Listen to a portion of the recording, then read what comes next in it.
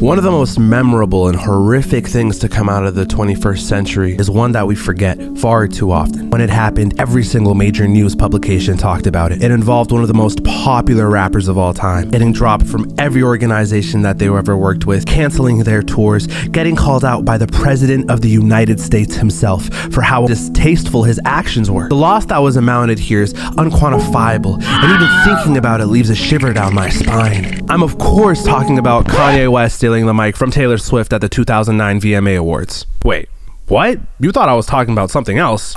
Well, I guess, yeah, there was that other thing where 10 audience goers died during Travis Scott's 2021 Astroworld Fest. But I mean, like, who really talks about that anymore? I hope you see what I'm trying to do here. Travis Scott and Kanye had two career-ending moments, but one was very stupid and almost lost the guy his career. The other one, people like barely talk about anymore. And bro, 10 real people died. Taking the microphone away resulted in Kanye being ostracized from society. And to make up for it, he released one of the best rap albums of all time, with some of the most dramatic and beautiful instrumentals ever made that set the scene for some of the most introspective rapping I've ever heard. But when it came to Travis Scott, sure, he lost some deals, not any of like the really big ones, but is it just me or did it feel like he came back a bit scot-free? We all remember that one video that he initially put out being like, oh, I'm sorry. And then he put out apology by like releasing a conversation he had with Charlemagne. But man, it was an hour and 10 minutes of nothing being said. You could tell in the video, in Travis's POV, there was probably Charlemagne and then 50 lawyers behind Charlemagne shaking their head at Travis mentioning anything that would make him legally culpable to the Astroworld Fest tragedy. But okay, maybe he was going to talk about it in his music. I mean, hey, if the Taylor Swift incident gave us My Beautiful Dark Twisted Fantasy, maybe we're going to get something even better with Utopia. That was my headspace coming in, so you can imagine how I felt when I put on the headphones and all I heard was twin bitches, twin bitches, twin bitches hopping up a jet ski.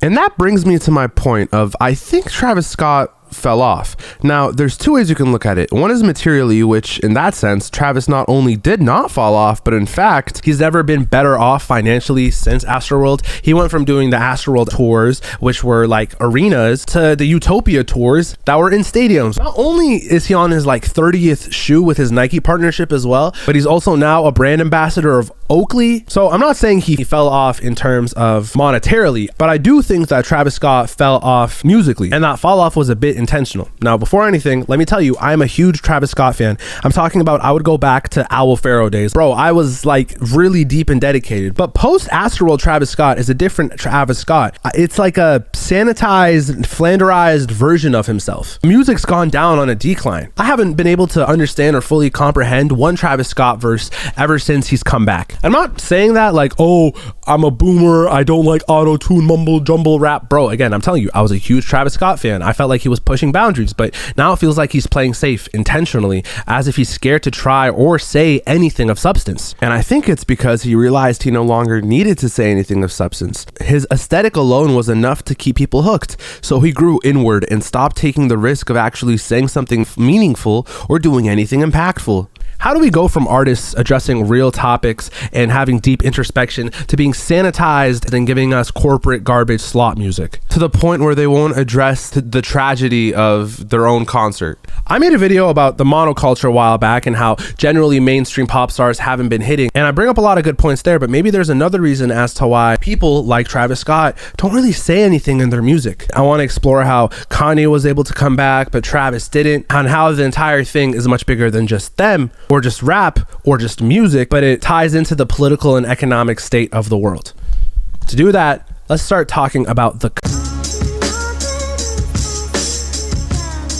You ever notice the trope of someone who's a fan of a big superstar saying, oh yeah, you listen to so-and-so? I used to like so-and-so, but I don't listen to them since XYZ project. That's when they really fell off. A lot of the times that conversation comes from a place of someone just wanting to have like something over you, or like them wanting to be pompous, but I'd argue that there is an inkling of truth to that. And let's look at the artist's journey to understand how we get to that. When an artist is first putting out music, they're experimenting out the wazoo. They have more liberty to be creative at the start of their career because nothing has been set in stone yet in terms of what their sound is and who they are as an artist, because they're still figuring that out. But as soon as they have one big hit, they'll open their eyes and they'll find a chisel and a hammer and a giant stone in front of them that has a little dent, because now finally something stuck, and now they know what people like about them. They can repeat it again and again and again until the wheels fall off. And you can see this becoming a shift in an artist's willingness to try new things and take risks, because their current aesthetic is so palatable. It was so hard to get there in the first place, and in a lot of their minds they think to themselves, why would I jeopardize losing the audience that I've gotten from developing this current sound? But see, it's that willingness to try something new that most of the time makes us fans of those artists in the first place. They bring in something new to the table that's fresh and exciting. But yeah, a lot of artists concede to just making the same thing again and again and again, also as a product of just capitalism. Theodor Adorno, a leading figure of the Frankfurt School, is perhaps the most prominent critic of how capitalism hollows out art. He has this idea of a loss of radicalism, basically saying that art is only permitted to survive only if it renounces the right to be different and integrates itself into the omnipotent realm of the profane. He also argues that, like what I said prior, that the best works of art are often those that appear helpless, frail, and disorganized because they refuse to be sanitized or smoothed over by professional cultural administrators. Now, how does this apply to Travis Scott? Well, some of his best work was when he was early on in his career, but I would argue that for the longest while he did not fall into the pitfalls of capitalism and making redundant art. In fact, I'd argue and say that each one of his projects were groundbreaking and are revolutionary. They're revered as some of the best hip-hop works of all time, not just because of the auto-tune and how he played with his voice or the cool production, but for the world building and the aesthetics that he brought to each one of his projects as well. And Travis Scott was willing to take on those risks because every time he did take that risk, it was found to have a profound positive reaction, which would then exponentially take his career up, up, up, up, up, up. And next thing you know, the prior ceiling became the new floor.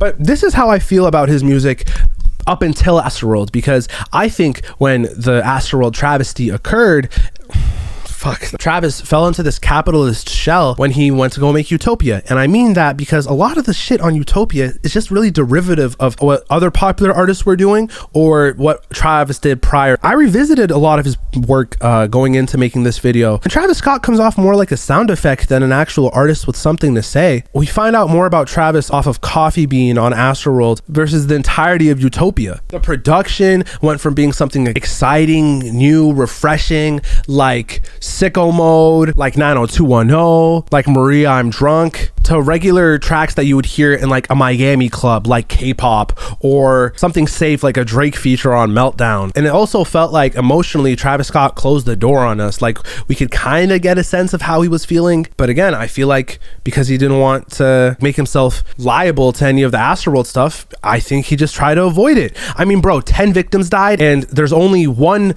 section of a verse where he even like closely references Astroworld. He mentioned the whole entire tragedy in 4 bars on the entire project. I'll be playing nights right by my side. All I see is people that ride with me. If they just knew what Scotty would do, jump off the stage and say to the child. Okay, buddy. Yeah, do the math right there. That comes out to 4 words per lost victim. Do we all really think that's enough? Theodor Adorno argued that the cultural industry, the mass production of art, cheats consumers by promising emotion and surprise, but delivering only hollow, repackaged forms for maximum engagement. That is exactly what Utopia was. Travis Scott was the exception before this, but he fell in line to what capitalism brings out of someone when they're afraid to push boundaries. It felt like Travis Scott was LARPing Travis Scott on Utopia. You look at the aesthetics of the Utopia tour. It looks like people are rocking a corpse that's way past its heyday. I do think that like culturally, bro's just like a shallow brand franchise and he's not going to be moving the needle anytime soon. And I'm not the only one who feels like this. He released a single called 4x4 semi recently, and the snippet was crazy when he showed off the instrumental, but when he hopped on the beat, bro said nothing. And you can see that in how people were streaming it. It went top 1 on Billboard for the first week, and it hasn't even gotten the top 10 since. It's disappeared. That doesn't happen if something has cultural merit in the zeitgeist. When I look back at Travis Scott, I see someone who was willing to take bigger risks and bigger risks and bigger risks, because every time he did it, he was met with equal or more amounts of praise from the rap community. But as soon as the ship got rocky, he left and he let capitalism sink its teeth in the Travis Scott's moniker and brand, either as a means of like self-preservation or because he just didn't want to try anymore. So he could deliver stuff that's commercially a hit, but it just doesn't last in people's minds that long because there's not a lot of artistical merit behind it. Then how did Kanye do it, man? How did Kanye come back from his fall off and win public favor and win back not just his place in culture, but his reverence with rap fans? Well, you know what? I wouldn't really say both the situations are super similar, because one's real and the other one's just noise. By the way, if you're liking the video so far, please do consider liking and subscribing. It really does help. Follow me on my socials at Ali has a cool username anywhere you can find it. And yeah, back to the video. Noam Chomsky came up with this idea called the games of the circus. He compared modern entertainment to the Roman games of the circus that diverted the public from politics and generates a political apathy that is helpful for preservation of the status quo. I think the whole 2009 VMA drama was one of these circus games. Sure, Kanye did something that was bad, but I mean, like, bro, it had no real material effect on anyone's life besides like Taylor Swift. And I mean, bro, if you look at how she's doing now, I'm sure she got through it. No one who like spends enough time in the real world was actually like losing sleep over the Taylor Swift Kanye West situation. And I mean, if you were, then like, that says a lot about you. But yeah, it had no effect on anyone. I mean, like, sure, it made great water cooler conversation at work, but it had no effect on the everyman. It was just noise for people. Then we get Astroworld. 10 people died. One that was like 8 years old. These were real people who had real loved ones, who had real families, who had real communities. Suddenly, the lion ate the ringleader in the circus, and at the sight of blood, everyone realized, oh my God, this is not a show anymore. After Astroworld, people came to realize what happened, and also how these rich festival organizers at Live Nation and Travis Scott were objectively obtuse in the decision-making of letting the show go on, with then more info even coming out that emergency services warned Live Nation and Travis Scott about the travesty. Fuck, I can't get over this, sorry. And they still went through with it. So if Travis Scott wanted to make a response to what happened, he couldn't just simply make an album talking all about himself, because shit got real, buddy. It's not some beef between two people. He had a drastically negative impact on society with his event that he hosted. It's not water cooler conversations if you're the father of the daughter who lost their kid at the Astroworld Festival. And this is why if Travis Scott were to put out anything, he might have not been accepted back into culture the way he is now if he made anything that was earnest and honest, because then he would have to admit his own faults, which no one wants to hear about that shit. If you want to know more about how people take on being canceled, you can watch my last video. I personally think that if he were to have addressed it, it could have been one of the most beautiful and honest introspective works that detailed how a tragedy that had your face literally at the front and center of it affected you as a person. I mean, dude, think about it. Travis Scott, before that moment, was at the highest point of his life. He was literally living a utopia, just for it to all come crashing down within the span of a night. Like, we could have had a whole album of him reflecting as to how those deaths weighed on him, how that entire situation weighed on him, how the loss of life can make him weigh his legacy and what he brought into this world differently. Instead, we got twin bitches hopping off a jet ski. Now, why do I care so much about Travis Scott and the quality of his music now and how he responded to Astroworld? I think that this entire debacle, for one, is a shame, because I was a really big Travis Scott fan, and I just hate the stagnancy that we've seen in his career with like Jack Boys 2, all the singles he's put out. And also, every time I listen to Utopia, I close my eyes and next thing you know, I see an elephant with the words "address me" under it, which to this day, I feel like we never got from Travis Scott. He just kind of like swept it under the rug. And more importantly than that, I feel like Travis Scott represents something in culture. The situation shows that he has a lot of apathy towards his own fan base, the people who platformed him. If he's not willing to say nothing there, he's huge. He sets a precedent that artists are never actually going to say something. I'm giving up on you. Michael Jackson's probably the biggest pop star and will probably be the biggest pop star that we'll ever have. At the height of his career, Michael Jackson used his global platform to address social injustice, racism, and inequality through his music. He addressed systematic issues directly with songs like "They Don't Care About Us," and he talked about making a change in songs like "Heal the World" and "Man in the Mirror." He holds the Guinness World Record for supporting the most charities as a pop star. He was also a major force in famine relief. Muhammad Ali was one of the biggest boxers of all time. He grew up in a segregated Kentucky, and he was an open civil rights activist going against Jim Crow laws, white supremacy, and he connected with leaders like Malcolm X and Martin Luther King Jr. He refused to join the the US Army, which cost him his title and his boxing license for over 3 years. He was a philanthropist, working in soup kitchens and visiting hospitals. I bring these two icons up because they're going to be some of the most recognizable faces, not just now, not just in 10 years, but people are still going to be talking about them 100 years from now. You could cut out their silhouette in paper and people will know who that person is. They were able to be some of the most predominant people ever in culture, and they also gave a shit about the everyman. The thing that rubs me the wrong way about Travis Scott and about a myriad of other artists is that we're going through some of the most fucked up times in history, and our expectations for artists have changed.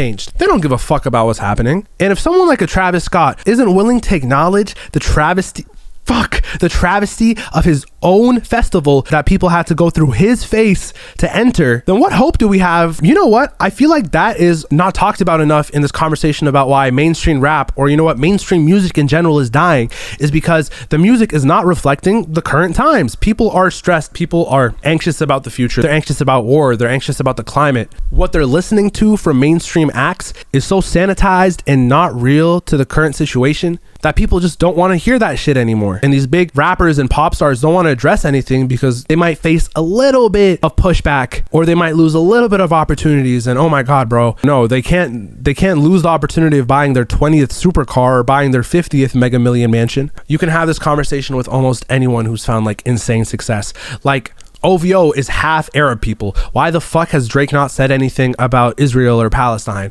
Kendrick Lamar commodifies his relationship that he has with LA and LA culture, but he's never once stood up for the people of LA when they were being abducted by ICE. I don't want to leave this video off on a bad note. There are artists who address real world problems. They do advocate and do put their money where their mouth is. A couple of people I can think of are like Tyler, the Creator, A Childish Gambino, The Weeknd, Chappell Roan, Billie Eilish. Funny enough, I mentioned them. They're all either at their prime or are also like pretty freaking big. Goes to show that you really won't lose that many opportunities if you do choose to speak up on important shit. That's some food for thought. But let me know what you think. This has been another Ali video. I have another one for you out next week. Thanks so much for watching. Bye-bye.